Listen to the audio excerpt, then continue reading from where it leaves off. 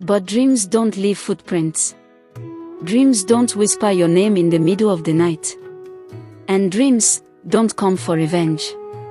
In Egwede, a remote village nestled deep in the delta swamps, everything looked ordinary. Mangroves stretched for miles. Fishermen sang old songs at dawn. Women sold roasted plantains by lantern light. But beneath the calm, a secret older than the river itself lay buried. Odiri, a brave and curious 16-year-old girl, lived with her grandmother, Ifik, the oldest woman in the village and the last living witness to a tragedy no one dared speak of. One night, Odiri woke up gasping. She had dreamt of a smoky room where 7 children stood in a circle, silently staring at her. As she turned to run, they spoke in unison, their voices layered with pain. "Find our names, or become like them." She told Grandma Ifik about it the next morning. The old woman, normally calm and wise, dropped her calabash and whispered, "Child, don't speak of them. Don't even think of them again." But the dreams wouldn't stop. Odiri began drawing the children's faces from memory. Their eyes were always the same, burning with sorrow, pleading, watching. Soon, whispers began following her in the daylight. First in the rustling trees. Then in the wind. Then one afternoon, her baby cousin mumbled Ejirobe in her sleep, a name no one in the family bore.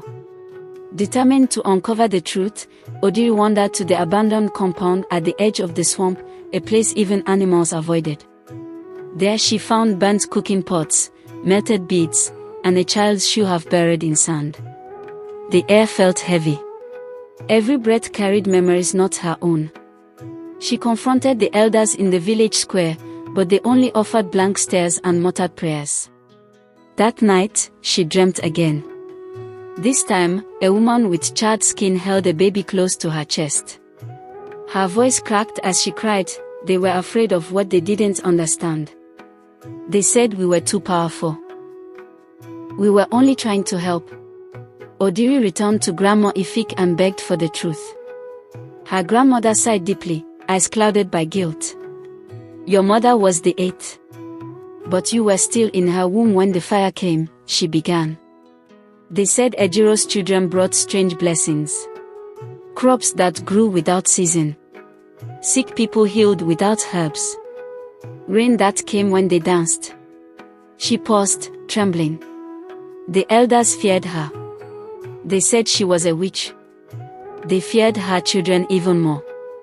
Jealousy, fear, and ignorance led them to lock Ejiro and her 7 children in their home one night and set it ablaze. As the flames rose, the villagers heard her scream.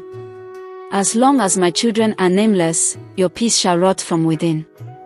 Now, 13 years later, the curse had returned. The villagers began to feel it. Goats refused to cross certain paths. Fires erupted without cause.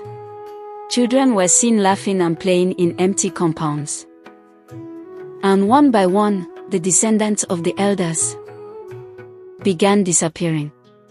Their homes were marked with soot, and in the ashes were small, childlike footprints. Even Chief Ogonikavui, once strong and feared, fell ill. He claimed to hear crying babies in his sleep. Whispers that grew louder with each night. The village was gripped with panic.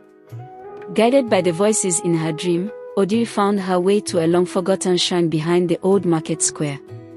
Inside, buried in sand, were 7 clay dolls wrapped in faded cloth. Each doll had a name delicately stitched with thread. Odiri called out the names one by one.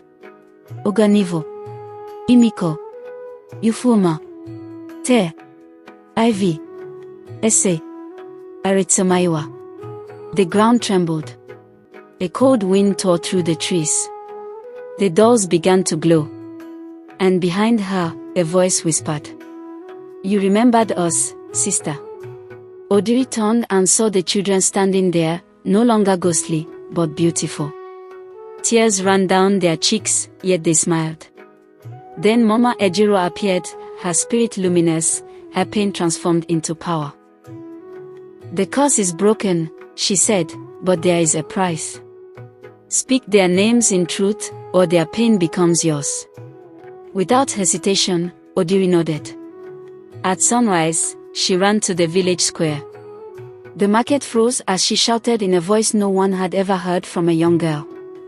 The children you killed had names. They had power. They had love. And now, they have returned. As her voice echoed, golden light broke across the hill. Laughter, innocent, free air rose from the wind. The people watched in stunned silence as the light faded, leaving only peace. The nightmares stopped. Rain fell gently for the first time in seasons. The crops turned green again. And every year, on the same day, the villagers lit 7 lanterns on the river and whispered those names, no longer in fear, but in remembrance.